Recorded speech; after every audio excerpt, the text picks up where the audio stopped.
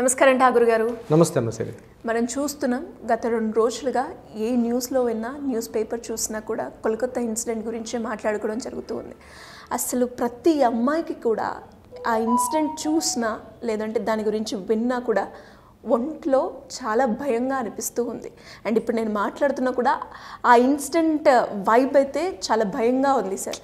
అసలు ఒక అమ్మాయి బయటికి రావాలి అంటే ఇప్పుడున్న పరిస్థితిలో తల్లిదండ్రులకి ఒక రకంగా ఆలోచిస్తే వాళ్ళ యాంగిల్లో నుంచి కూడా పంపించాలా, ఇప్పుడు బయట చదువులకు కావచ్చు ఎక్కడైనా కూడా ఈ క్వశ్చన్ అయితే వస్తూ ఉంది. అండ్ ఈ ఇన్సిడెంట్లో మనం చూస్తే రోజుకొక ట్విస్ట్ అయితే మనం చూస్తూ ఉన్నాం.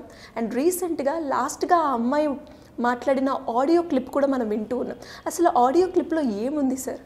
ఆగస్టు 8న ఆర్జేకర్ మెడికల్ కాలేజ్ జరిగిన సంఘటన మీద ఇప్పటి వరకు ఒక రకమైన వెర్షనే వెళ్ళింది. 8 రాత్రి ఒక సంఘటన జరిగింది. ఒక అమ్మాయి మీద అత్యాచారం, మర్డర్ జరిగింది.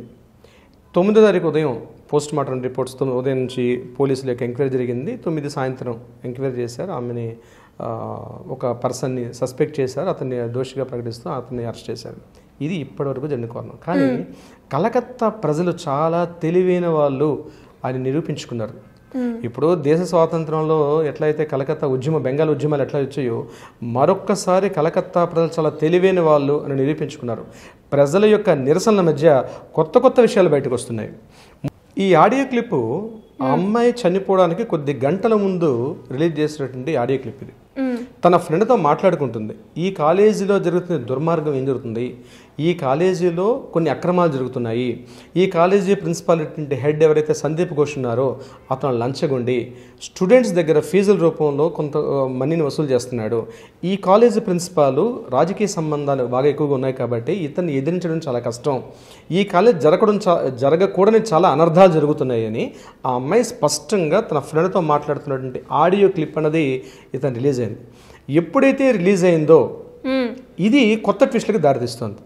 అంటే ఏ రకంగా అంటే కాలేజీలో ఇప్పటివరకు అత్యంత పురాతన కాలేజ్, ఈ కాలేజీలో ముఖ్యంగా హ్యూమన్ ట్రాఫికింగ్ అయితేనేమి, అవయవాల యొక్క మార్పిడి కావచ్చు, ఇదే కాకుండా ఈవి టీజింగ్ కేసులు, ముఖ్యంగా 75% ఆఫ్ మెడికల్ స్టూడెంట్స్ ఈరోజు ఈవి టీజింగ్ గురవుతున్నారని సర్వేలు చెప్తున్నాయి. ఈరోజు ఈ కాలేజీలో ఈ దారుణ సంఘటన జరుగుతున్నాయి. ఇది కాకుండా ఆ అమ్మాయికి 36 అవర్స్ పాటు ట్రైనింగ్ డ్యూటీ వేశారు. ఎక్కడ జరగని పని అది. అంటే ఇది ఒకసారి మనం చూసుకున్నట్లయితే ప్లానింగ్ ప్రకారంగా జరిగింది అని చెప్పొచ్చు. ఎగ్జాక్ట్లీ. అమ్మాయి ట్రైనింగ్ డ్యూటీ అంటే ఎవరు? ఎంబీబీఎస్ కంప్లీట్ చేసుకున్న తర్వాత పీజీలోకి వస్తారు. పీజీలో స్పెషలైజేషన్ చేస్తారు.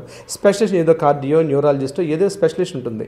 ఈ అమ్మాయి అటువంటి స్పెషలైజేషన్ చేస్తూ తన డ్యూటీ ఉండాలి. ఈవినింగ్ 7:30, 8 o'clock డ్యూటీ అయిపోయిన తర్వాత కూడా ఈమె నైట్ midnight 12 వరకు ఉంది. అయితే ఈ 8 o'clock నుంచి 12 o'clock మధ్య జరిగిన సంఘటన ఏంటంటే తన ఒక్కతే లేదు, తనతో పాటు 4 male MBA doctors, female doctors ఉన్నారు.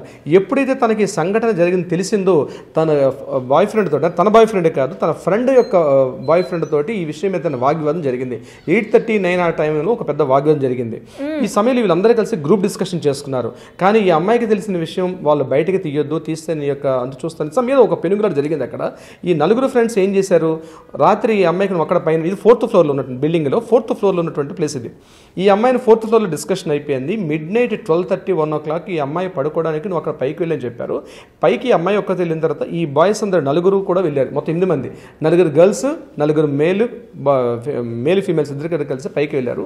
ఈ అమ్మాయి తోటి ఫిజికల్ హ్యాండ్లింగ్ చేసి కొట్టారు అమ్మాయిని. అంటే కాలర్ బోన్ విరిగింది, పెల్విక్ గ్లాండ్ విరిగింది. ఆమెను గట్టిగా ఫిజికల్ హ్యాండ్లింగ్ చేసి కొట్టారు. మెడ నులిపి వేసి చంపేశారు ఆమెను. అందుకే ఇప్పుడు ఎంత గట్టిగా నులిపితేనే కళ్ళ నుంచి రక్తం బయటకు వస్తుంది, ముఖ్యంగా నోటి నుంచి రక్తం రావడం, ముక్కు నుంచి రక్తం రావడం అంది. అంత గట్టిగా ప్రెస్ చేస్తేనే ఆమె థైరాయిడ్ గ్లాండ్స్ కూడా బ్రేక్ అయిపోయి ఉన్నాయి. పోస్ట్ మార్టంలో వాళ్ళు ఇచ్చిన రిపోర్టు. ఈ సంఘటన జరిగింది. వీళ్ళు కొట్టి బయటకు వచ్చేసారు. సంఘటన ఇది జరిగిన సంఘటన. వీళ్ళు 4 కిందకు వచ్చారు, మళ్ళీ మద్యం సేవించారు. నెక్స్ట్ జరిగిపోయింది ఏం తెలియక మళ్ళీ మార్నింగ్ క్లాస్కి అటెండ్ అయిపోయి. ఇది యాక్చువల్ జరిగిన సంఘటన. పేరెంట్స్కి ఏం చేశారు, మార్నింగ్ డైలీ ఆ రోజు నెక్స్ట్ మార్నింగ్ 9 o'clock నుంచి జరిగిన సంఘటనలు గంటకి ఏమైంది పేరెంట్స్ కన్ఫర్మ్ చేశారు. అవుట్ పోస్ట్ దగ్గర సెక్యూరిటీ అలర్ట్ చేశారు. సంఘటనా స్థలాన్ని ఇమీడియట్గా దాన్ని క్యాప్చర్ చేశారు.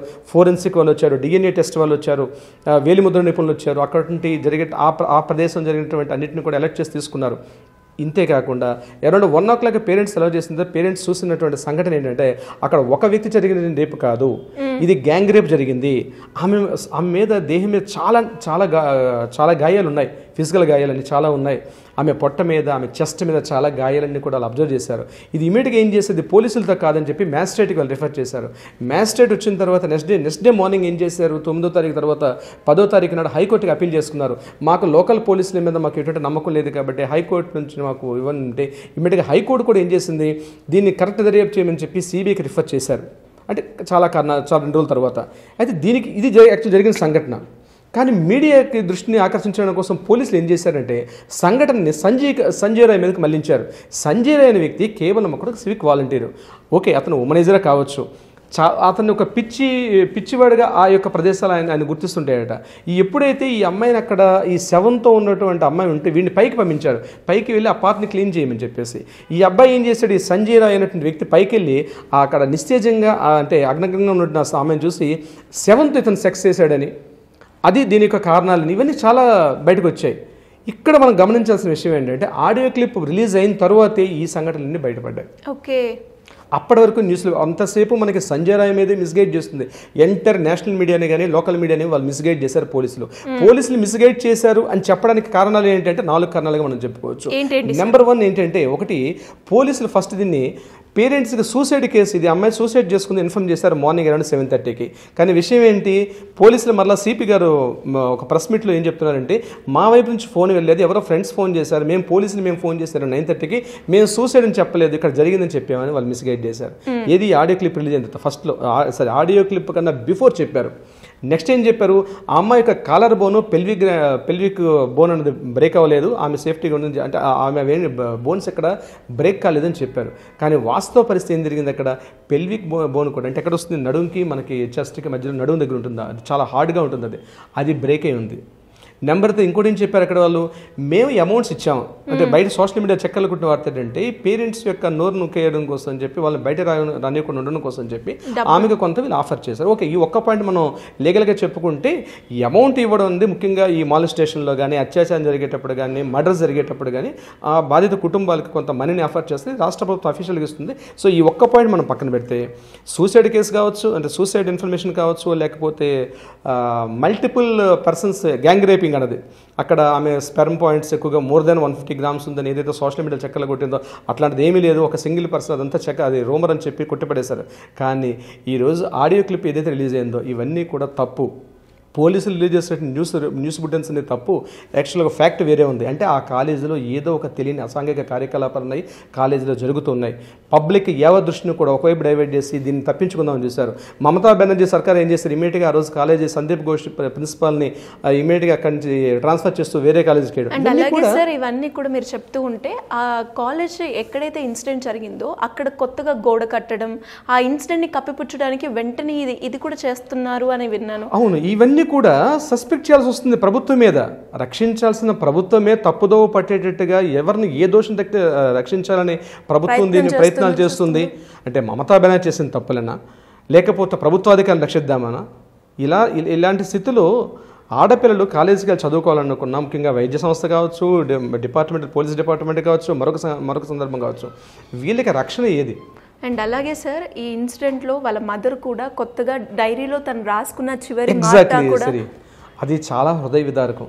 ఒక పేరెంట్స్గా మనందరం చాలా బాధపడాల్సిన విషయం ఏంటంటే, ఈ సంఘటనకి ముందు రోజు ఆగస్టు 8 జరిగితే 7వ తారీఖు 6వ తారీఖు అనుకుంటా, ముందు 2 రోజుల ముందు ఆ అమ్మాయి డైరీలో రాసుకున్నటువంటి అక్షరాలు ఏం రాసింది సార్? మమ్మీ, నేను గోల్డ్ మెడల్ తెచ్చుకుంటాను పీజీలో, ఒక మంచి డాక్టర్గా స్థిరపడాలనుకుంటున్నాను, మీ యొక్క ఆశల్ని నిలబెట్టాలనుకుంటున్నాను, ఒక 4-5 సెంటెన్స్ రాసింది ఆ అమ్మాయి. అంటే ఆ అమ్మాయి యొక్క ట్రాక్ రికార్డ్ చూసుకుంటే చిన్నప్పటి నుంచి కూడా కాలేజీలో మంచి ఎడ్యుకేషన్ బాగా చదువుకున్నటువంటి అమ్మాయి. అంటే ఒక ఉన్నతమైన ఆశయాలు, జీవితం మీద కొత్త ఆశలు, 30 ఏళ్ళు అంటే అప్పుడప్పుడు ఇంకా జీవితం అడుగుపెట్టి పీజీ చేసి కొద్ది రోజులుగా ఒక స్పెషలైజేషన్ చేసుకుని బయటకు వెళ్ళాల్సిన అమ్మాయి. ఆ డైరీ ఎప్పుడైతే వాళ్ళు రిలీజ్ చేశారండి, నిజంగా ప్రపంచం అంతా సిగ్గుతో తలదించుకోవాల్సిన అవసరం ఈరోజు. ఎందుకంటే ఆడపిల్లలకి భద్రత అన్నది ప్రతిరోజు ఏదో మనం ఇలాంటి సంఘటన జరిగేటప్పుడు మీడియా కానీ లేకపోతే మనం హడావుడి చేస్తాం, ఆ తర్వాత మళ్ళీ ఎప్పటికప్పుడు మర్చిపోతాం. ఇది కాదండి, జరగాల్సింది ఏంటంటే మన ఇంట్లో ఆడపిల్ల, తల్లి కావచ్చు, మన చెల్లి కావచ్చు, మన అక్క కావచ్చు, మన ఆడపడుచు కావచ్చు, వీళ్ళందరూ మనతో పాటు ఉన్న వాళ్ళకి, ఆడవాళ్ళకి రక్షణ ఉండాల్సిన అవసరం ఉంది.